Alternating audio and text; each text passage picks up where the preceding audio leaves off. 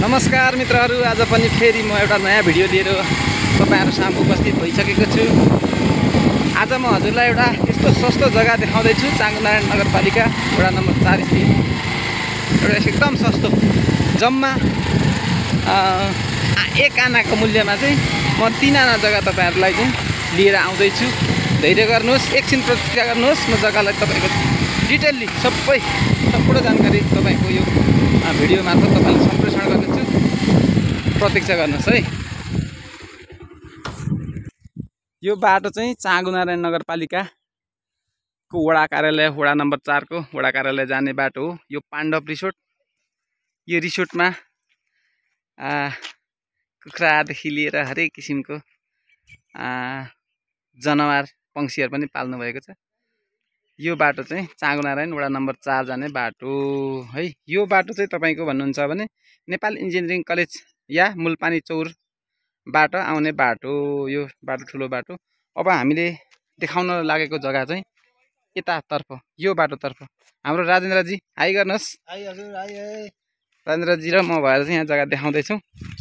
राजेन्द्र जीले चाहिँ एक्सप्लेन गर्नुहुन्छ जग्गाको बारेमा।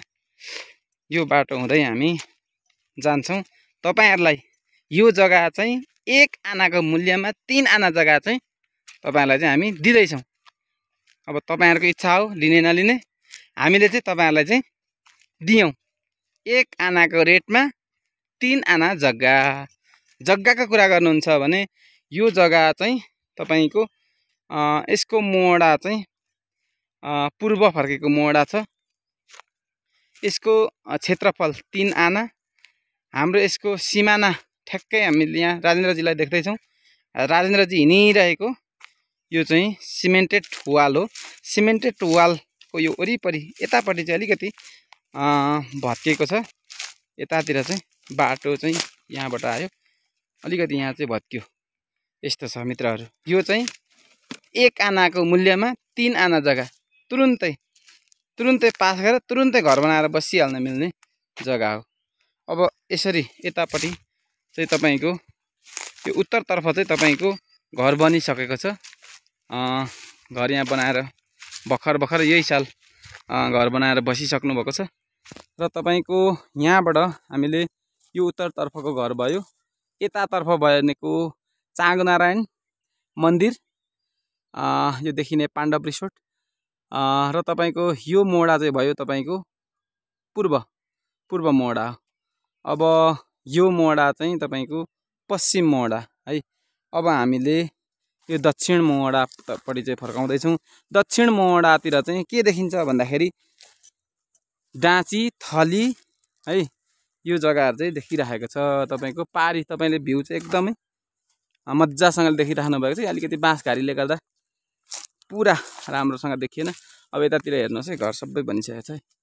ल हेर्नुहोस् त, यो पारीपट्टि टक्क चटलक्कै देखियो। हेर्नुहोस् ल, यो डाँची थलीको चाहिँ एरिया हो पुरा। यो चाहिँ सहर देखियो है। अब यस्तो छ। ल हेर्नुहोस् के छ राजेन्द्र जी, ब्लक यहाँबाट यहाँ कता छ सिमाना? ए यो यसो भएछ हैन। अब तपाईको लम्बाइ चौडाइ चडक्क मिलेको, हैन राजेन्द्र जी? एकदम चडक्क मिलेको। लु राजेन्द्र जीले मूल्य चाहिँ भनिदिनुहोस् त कति हो? तपाईको यो टोटल चाहिँ तपाईको 30 लाखमा आको। जम्मा 30 लाख। यतातिर 30 है त चलेको छ। एक आनालाई जम्मा टोटल चाहिँ 3 आनाको 30 लाख जम्मा। राम लोटरी नै परेछ नि त। यो त तपाईको भुइसी किन्दा पारो पार भने जस्तै हो। हो हजुर एकदमै है। यो पारो चाहिँ कता छ त यहाँ? पारो चाहिँ अब यसैले मानौ अहिले, यसैले मान्ने हो। भुइसी किन्दा पारो पार। ल ठीक छ। जे होस् 1 आनाको रेटमा हामीले 3 आना जग्गा पायौं हैन त। एउटा बसोबास गर्न मिल्ने ठाउँमा 3 आना जग्गा पायौं हैन राजेन्द्र जी? अब जग्गा यस्तो छ। तपाईहरुले अब लिने नलिने तपाईहरुको कुरा हो हैन। तुरुन्तै चाहिँ घर बनाएर बसिहाल्न मिल्ने जग्गा चाहिँ हामीले लिएर आएको छौं। ल तपाईलाई यदि यो जग्गा लिन इच्छा भएमा डिस्क्रिप्सनमा दिएको या डिस्प्लेमा दिएको नम्बरमा सम्पर्क गरेर तपाईले तुरुन्तै हामीसँग कन्ट्याक्ट गरेर चाहिँ यो जग्गा लिन सक्नुहुनेछ।